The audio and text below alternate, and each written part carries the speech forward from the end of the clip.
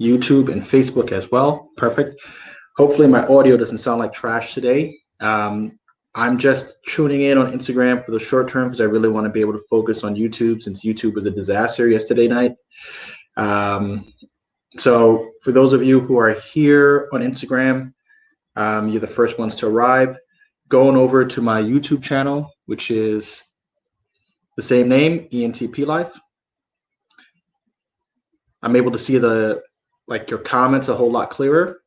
So hopefully you guys swing on over there, ENTP Life on YouTube. I know the sound is fine here. Just need to figure out if I sound good on YouTube. According to my audio check yesterday, my second take, it was fine. But let's see if we're having the same technical difficulties again.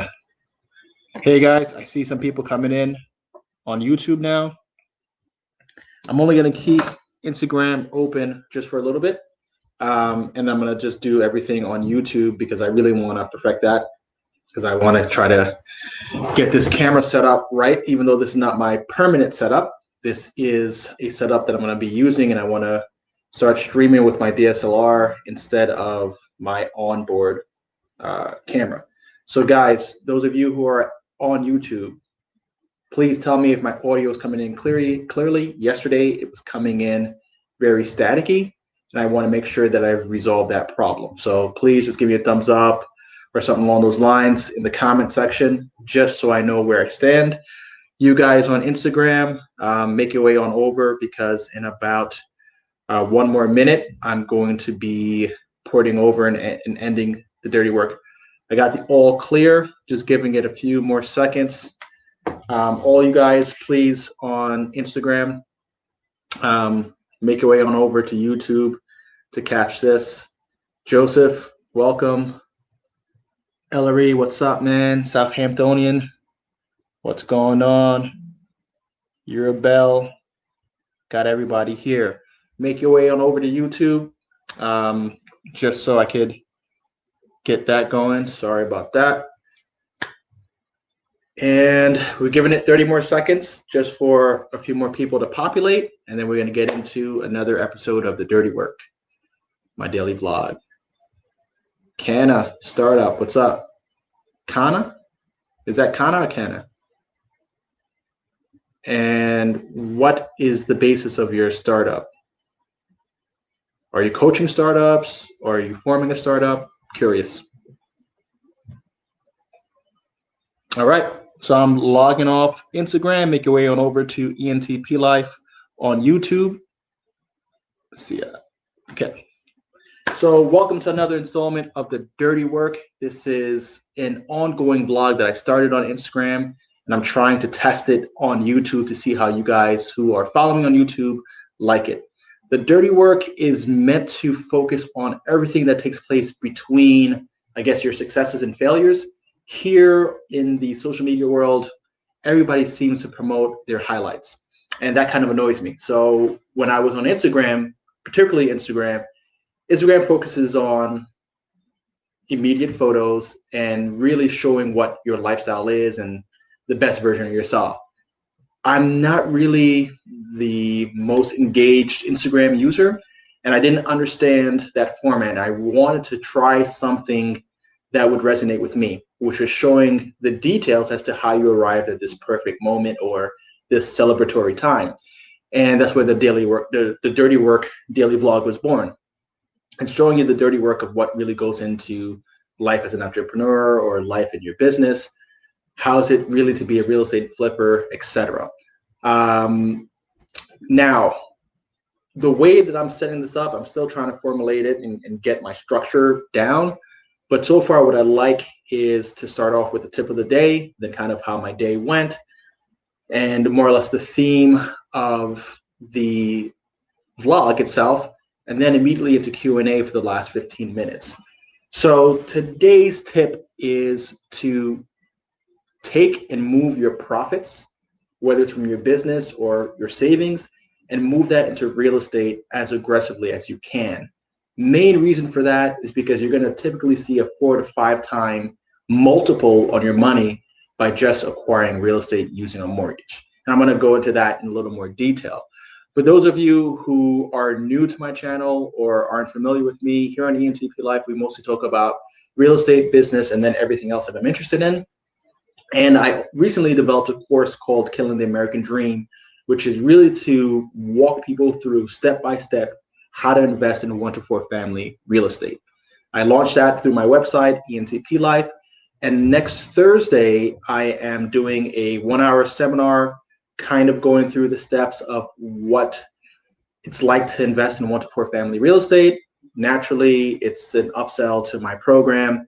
And don't get turned off by that, because the program is rather unique compared to what I've seen out there. It's 15 hours of investing in real estate. And those who complete it or who are interested in even investing in deals with me can do so and get direct mentoring on investing in real estate while turning a profit. It's not just this, scam that people run out there where they kind of guide you into mentorship and then they drain you of all your money and you still haven't done a deal. I think that's kind of disgusting. And I think it's really separates those who are interested and those who are not by saying, hey, there's this option. If you really want to be mentored, invest in a deal. I do about 1 deal like this with a group of 5 to 6 people. And that group learns, turns a profit. If they want to reinvest, they can. And we do about 1 project every 3 months or so. And that way I'm not overburdened. It's not too large of a group. And I'm not, this super followed guy that there's so many people who are doing it with me or interested. But my current group is 5 people, and their investments range from $10,000 to $30,000. And we're doing a property in New Jersey that should produce anywhere from an $80,000 to $100,000 profit point. So for those of you who find that sort of stuff interesting, and it also ties into the theme of moving your savings and profits into real estate, I highly suggest you check out the course or just join me for the seminar next Thursday. Now, why do I say you should be moving your money into real estate? For the past month, I've been accumulating a few more properties now that the market has kind of picked back up and things are moving closer to normal. And I've been investing in real estate since 2006. The thing that has been the most consistent for me, even during the crash, has always been my real estate portfolio and my rentals. I never suffered on the rental side in any of the economic downturns. And even when businesses weren't going so well for me, my rental properties always produced. I started out with college rentals and moved from college rentals to single family homes and 1 to 4 family homes. And that's why I'm covering that in my course. During the pandemic, I was kind of freaking out. Right as things started to shut down, I thought that my tenants would stop paying me. The majority of my tenants, I have over a 95% collection rate, and those who have fallen behind did get caught up. And I really stand behind that. The reason why I like real estate, investing in real estate also, is that multiple factor on your money. And what I mean by that is that typically you're going to be putting 20 to 30% down on a purchase. If you're doing like a traditional either commercial purchase or an investor purchase, it's going to be 20% to 30%. First-time home buyers could do as low as 3.5% if they're using FHA, 5% if they're doing a conventional loan, and I believe the VA loans are 0% down, which is pretty awesome. But that's only in your first property. Once you go beyond your first property, the down payments increase to 20 to 30%, depending on the lender. But when you look at that, let's just do some basic math. If you purchased a $1 million property, you could do so with $200,000, right? Your 20% down payment would allow you to put down 20%. You would finance $800,000, right? If you had $200,000, you finance $800,000 to complete your $1 million purchase. Now, let's just say that property was performing at 8% a year, right? On $1 million. It rented out for 8% profit. After you factor in your mortgage, which let's just call it 4%, you'll be left with the 8% on your $200,000, which would be $16,000, and then the 4% on the other $800,000, which would be $32,000. $100,000. That would be your net profit from owning that property. So what you did was you're getting the full return on the cash value at way more than you would for a savings account. And then on the leveraged amount, you're getting automatically some sort of return that's, again, above or the spread between what you're paying in the mortgage and what that asset is producing. So you really get to magnify your money by a factor of 4. If you're real savvy and you do flips the way that I do them, where I try to get in for 0% down because I buy them jacked up, I renovate them, and I refinance them. And sometimes I'm able to refinance all my money out and then some within 3 months. And I essentially get that property for free or close to free. Now I'm making the spread above the mortgage, and I have the majority of my capital back to do it again, to rinse and repeat. A lot of people call that the BRRRR strategy. That's why my tip of the day is exactly that.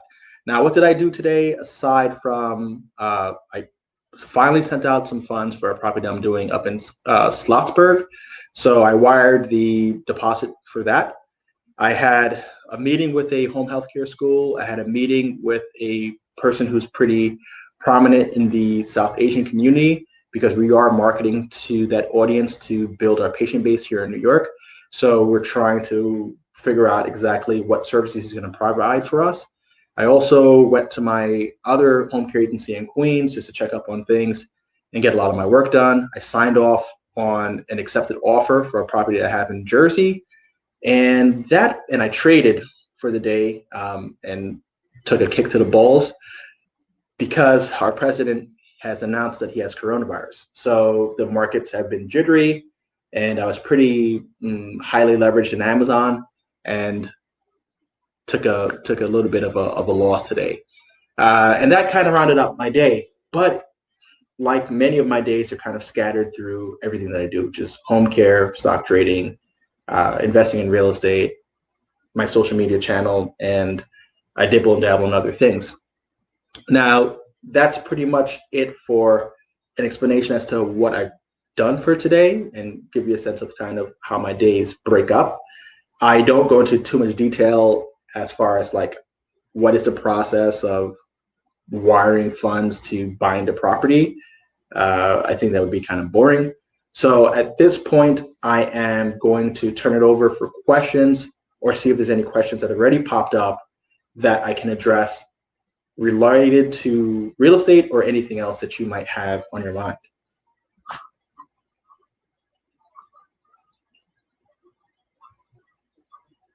Cannabis names, gotcha.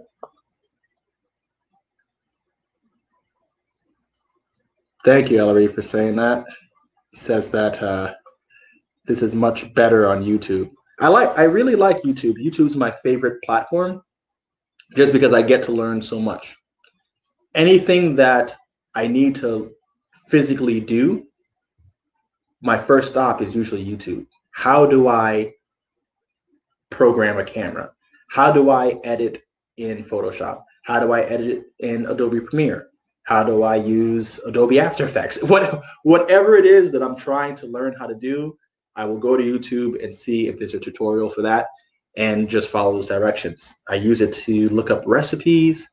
Those of you who are into cooking, you should check out my other channel, which I haven't added to in over a year, but it's called Hook Eat Up. I have maybe like 50 or 60 of my recipes on there for you guys who want to cook something nice for your lady. Definitely recommend it. But what I got off on a tangent here. But anyway, that's what I use YouTube for, is really to learn as much as I can. And that's why I like the channel, because I like to teach and be able to add a little more texture and a little more fabric to this really cool platform. So thanks for recognizing that.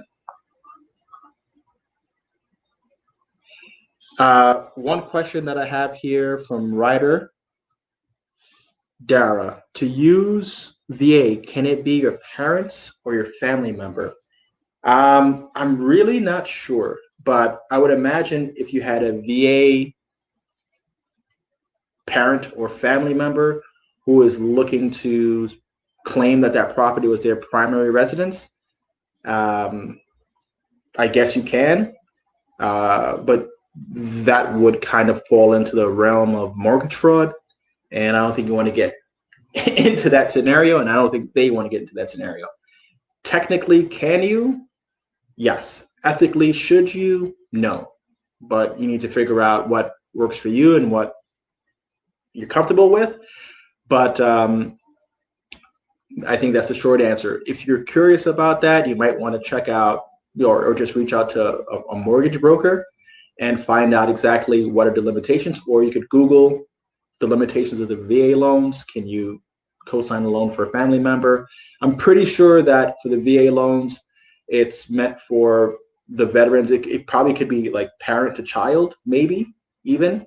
But the expectation is that it's the primary resident of it's the primary residence of the veteran, and the intended use is to live there, not really for investment properties. Hopefully that answered that. Yeah. So at this point, it's really up to you guys. What do you want to know? I know a lot of the people on the channel are here because they're interested in investing in Italian real estate. For those of you who don't know about what's going on in Italy, they are selling properties for €1, which is pretty awesome. That's what brought me out there to buy property. I bought 2 properties, one for €5,000, the other for 12,000, and I am just about this close to start my renovations over there. I wanted to be there for the renovations, but we're still locked out of Italy. So I have my contractor starting maybe in 2 weeks on my properties out there. And I'm still gonna do some of the renovations myself. So I'll be able to have my crew in Italy filming what's happening, so I can bring that content to this channel. But the final touches, decorating and some fine tuning, I'll probably do in my trips when I go there until I have my final reveal. Okay. If I can't go there in the next 3 or 4 months, then I'm probably going to have my contractor set that up as well and document the entire thing. And the end game for that property, it's totally a vanity purchase. I really felt that it was going to be good content for YouTube. And I was like, well, for $1, I might as well do it, right? It turns out that I'm turning this into a vacation home for me and my family, or both of them. Really, I can use them however I want. But I'm also going to be leasing them on Airbnb to generate rental income, because there's a lot of people who are going to Mussomeli, Italy, to purchase these Euro properties or just for vacation. And I feel that there's still going to be a lot of people who are coming. There's not much lodging there. So having a updated Italian little house or tiny house, there's one of them that's like 400 square feet and the other one's about 1,000 square feet. So the 400 square foot one is I guess would fall into the realm of the tiny house. The other one is a proper 3-story house. And I think there's going to be people who are interested in staying in these rustic, older structures. So definitely you might want to check out that series as well. But if you have questions about that, I'm for it. Let me see if anything came in. Okay, Ellery got a question. Can I give an update on my Airbnb in New York? Yes. So my Airbnb in New York, in Manhattan, is currently booked. And I also have a new guest arriving on the 5th or the 4th, on Sunday, whatever Sunday is, the 4th. And I'm booked from the 4th to the 9th. I have a few days open. But I'm about 70% occupancy for the month of October. I'm pretty much booked out for December and January, and about 60% for November. That's starting to turn a profit again. And what's cool on my lease, this is my free month. And then because of coronavirus, I just got another free month to renew my lease. So I would say that I'm starting to average back to about that $600 mark per month. In December, I'll probably turn around $900 or $1,000, probably the same for January. And then February is most likely going to be slow. But that is still going well, still generating income. For the peak of the coronavirus, I got crushed because I lost all my bookings. This apartment that I'm in now is my partner's Airbnb. She rents it out when we're not here. So my apartment was currently booked, so we're staying in her apartment, and her apartment is virtually booked out. I think until what, Thanksgiving? Yeah, through Thanksgiving. So I would say things are going pretty well. Life is starting to pick back up again in New York City. I'm actually opening my second one here in New York at a property that I have upstate. It's going to be kind of like a cabin retreat sort of spot. 3 bedrooms, 2 bathrooms, right next to the lake. It has an in-ground pool on site on 5 acres, so it's a pretty large property. Not the house itself isn't that large, but the grounds are large, and it's kind of in the countryside. That one I could probably get 250 a night for. That's what it's being reported as, like, my estimates. So that should work out pretty well. I actually have that getting set up next week. All the furniture has been ordered, and I have the same person who helps me maintain my Airbnb in New York City, and one other person helping me to actually get that house set up. So that should be fun.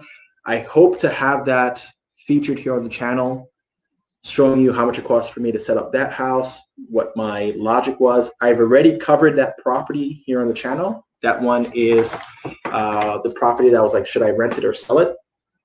I had it in contract to sell. Freaking buyer flaked out, and it pissed me off. So I decided I'm going to just keep this one. And I saw that I had the opportunity to monetize it very well on Airbnb. So that's what I'm doing with that one. Short answer, we're doing okay with Airbnbs. Italy, I hope that one does all right. My property in Colombia, I had to surrender. Colombia shut down hardcore for this coronavirus, and we already weren't doing that well.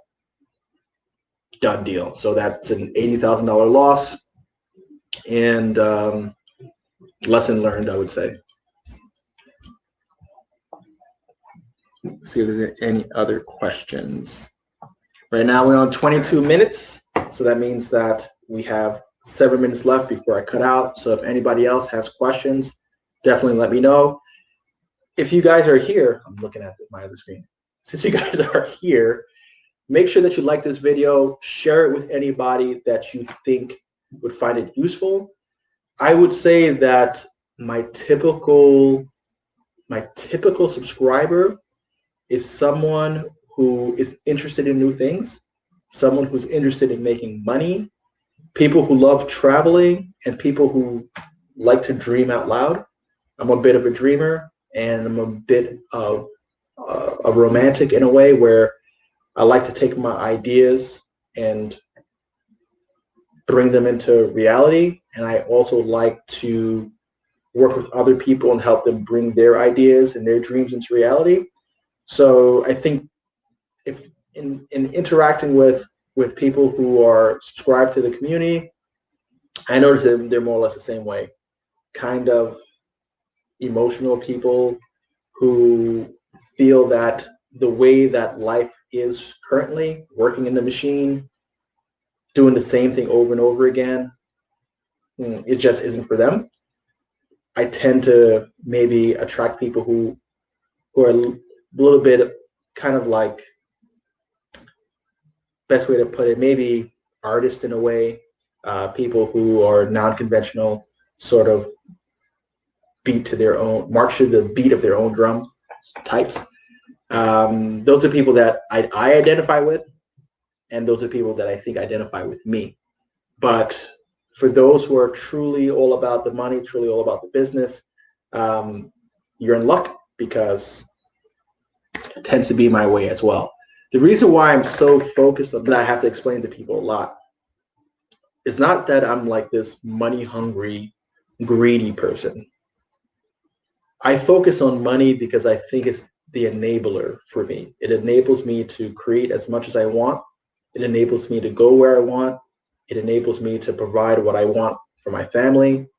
And the thing that I hate the most is being told I can't do something, especially because I'm lacking some sort of paper or currency. I think that's absurd. So I've always been that way, and I always like to kind of do what I want to do. So I have become kind of obsessive on earning as much money as I can so that if I wanted to literally build a community, I should be able to do so. If I wanted to build a school and an alternate kind of way of existing, I should be able to do so without being told this doesn't sound like a good idea, we won't finance it, et cetera, et cetera. So I have to get really good at accumulating other people's money so I can bring my ideas into reality.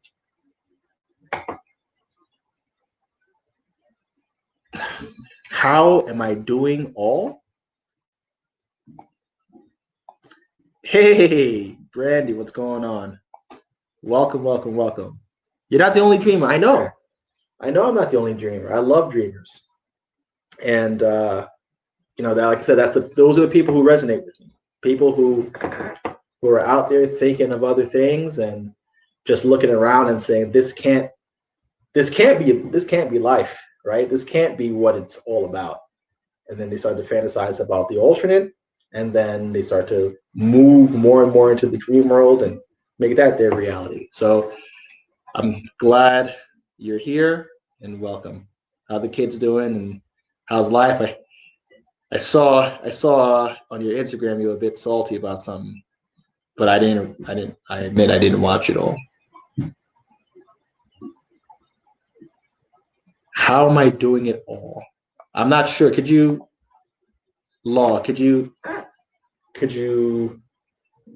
expand on your question? Because I'm not sure what you mean by how you doing all, or is that just you generally saying how are you doing? Fran, how are you? Where in Colombia? It was in Medellin, Colombia. And Medellin, Colombia is where I am moving as soon as borders open up. Actually, I think Colombia has opened up, but I also have my partner. She has to get her green card and all that. So, not to put her business out on the street too much, but that's what is kind of preventing us from moving, or else she won't be able to come back into the U.S. So we can't do that. But Medellin, Colombia is an awesome city, in my opinion. Very affordable to live, awesome people, good culture, very much has that Spanish influence, like a lot of the South American countries, where people are more concerned with like happiness, right? Which is kind of bizarre because in the United States, we're not. We're more concerned with like work and status. South America, Spanish culture, people are more concerned with family, happiness, and entertaining themselves, pursuing their pleasures. And that's very obvious when you're in Medellin, Colombia. But the only thing is, for tourism, it's more of a weekend city. The city comes alive Thursday, Friday, Saturday night. So a lot of my bookings were concentrated on the weekends. It's not like a all week sort of place like New York City, right? So, or maybe Miami, LA. Those are going to be, you're going to get people traveling for business. You're going to get people traveling for recreation and weekends. Or it's world-class cities like Paris, where people are going to be there for a week.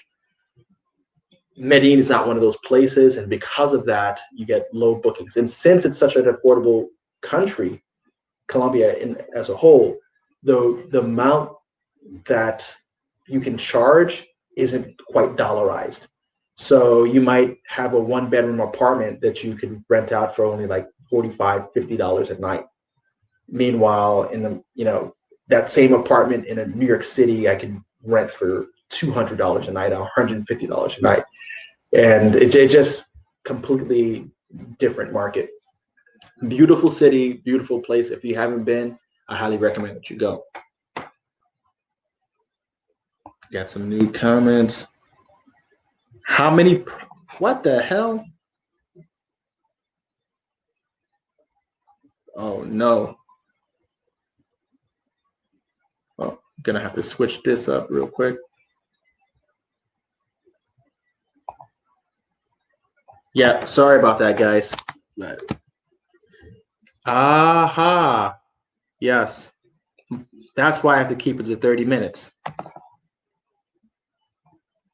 That's why I have to keep it to 30 minutes. My camera automatically shuts off at 29 minutes. So that little cutout was exactly that. I'm sorry about that, guys. So that's why I'm going to keep it at 30 minutes. So I'm going to answer just the questions that are on the screen, and then I'm going to bang this out so I could go have breakfast.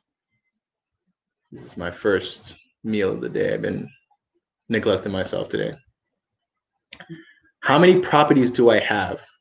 I would say in the 20s somewhere. Don't know. I have mostly single family homes. One of the properties I control is office space in the city. There's a big piece of my portfolio that's 28 offices. So one day that will be a cool video to kind of go over all of the properties that I own and control and their respective values, so you can get an idea of what that portfolio looks like. I would say the property values range anywhere from about 150,000 to that property, which would have a market value of around $8 million, and everything in between that. One of my properties that I just picked up in Florida has a market value of around 900,000 to $1 million. As it is when it's renovated. I picked it up for 600,000. Gonna renovate it. Post renovations, it should come in at about 900,000 to $1 million. If I completely blew up the house and made it, a monster like some of the properties in the neighborhood, it probably valued at like 1.5 to as high as 3. That's more on the higher side. I would say my average property is about 300,000. That range, about there. Yeah, I was bleeding. I'm bleeding more in my office space business, just because people don't really. I'm looking at the wrong camera. People, this is awful. People don't really care about their office space.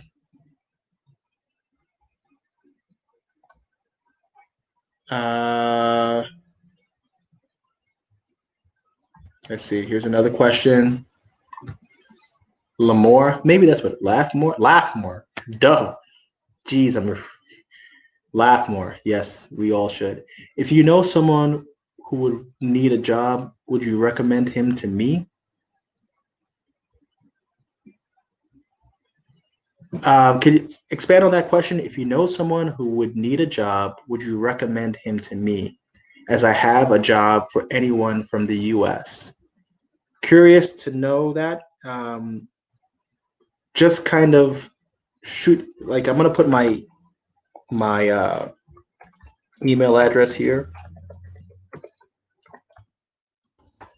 Carl@solaslapierre.com. And I'm going to show that for a little bit so you can see it. But email me the particulars on what you're trying to do, what's the nature of the business. You're looking for somebody to work in the United States for what? Are you looking for them to work here or in your country? Please explain exactly what you're trying to do, and then I could see if I have a method for connecting you with somebody. Crappy camera. And then for your favorite nurse B, for those of you who are interested in nursing, your favorite nurse B has a channel about nursing, her personal journey, becoming a nurse, the continuation of that journey, her life, and she brings on other people from the healthcare sector to talk about what their experience was like. She actually subscribed to my channel when I saw she was a nurse. I was talking to her about what I was doing in home care. We linked up, we did some videos around that topic.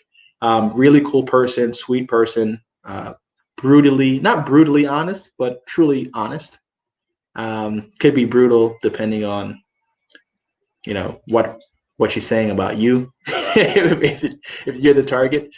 But cool person. Let me get to the question. How do you focus your energy or interest less ideas so that you can actually gain momentum and start to see results? Yeah, that makes sense to me. big problem that I have. I have too many interests myself. And the way that I manage it is that I know that my attention span is about 6 months before I start to like get interested in something else. So before I used to start things and just abandon them, even though I had money invested and they might have been working to a certain degree. And it used to eat me up because I would feel like I either quit or I'm just distracted or whatever the case may be. So now I have a slightly different approach. I realize that I have that 6 month attention span. And what I do is that I don't start something unless I could get it to cash flow positive, or I could pass it off to somebody else to manage it and maintain it and pay that person in that same 6 month time frame. If it's going to take longer than that, then I have to ask myself, can this be put on hold and resurrected when I get interested in it again? Because I'll kind of tick-tock through my different interests and eventually circle back to it and be motivated again now that it's been out of my life for a while. I don't recommend people live like that, but unfortunately I'm an ENTP and that's how I live. If I were more focused, like down to 1, 2, or 3 things, I would do a whole lot better.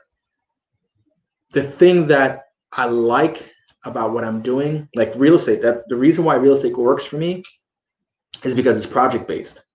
So most projects get completed in less than 6 months. I try to keep it new and fresh, just like I did properties in Italy. I'm going to do another one in Brazil, the one in Colombia, now the one in Florida, different properties, different types, different ideas, different Airbnbs. That keeps me interested. Once it starts becoming routine, I pass it off to somebody else. Just like my construction management is done by my project manager now. So the same sort of regular flips, I don't really get that involved in, and I pass it off to him. So he gets paid his salary. He continues to keep my business moving forward. Everybody makes money, and I don't lose momentum there. So that's really how I deal with that. If it can't make enough money to support employees and support this and support the support that I need, then I tend to stay away from that. Hope that answered that question. All right, cool guys. Thank you very much. That's 37 minutes over budget. I got to go eat my dinner now.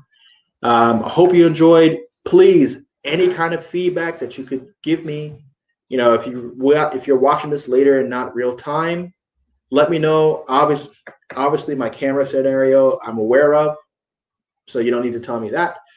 But if there's things that you want me to focus on, or you have some suggestions as to the structure of this vlog and how I could kind of maybe organize myself, please, your feedback is appreciated. I'm doing this as an experiment for 30 days so I could figure out what my live voice is going to be like and how to incorporate live videos more frequently into my regular content. What my plan is to do one video that is more highly produced, like my typical content. Then I will do one more intimate sort of Q&A video like this per week, and maybe a podcast video. Not sure if that's what it's going to end up being, but most likely that's going to be the mix. That way I can start trying to bring 3 videos with 3 different textures to the channel. Once again, so I don't get bored, and I'm able to not only just show you what I'm doing, but engage with you and maybe show you how to do the same. All right. Thank you guys. Have a good night. I'll see you tomorrow. And if you're joining me on the challenge, I know it's damn near 9 o'clock, but I'm going to get my second workout in before I go to sleep. It's going to be push-ups and sit-ups.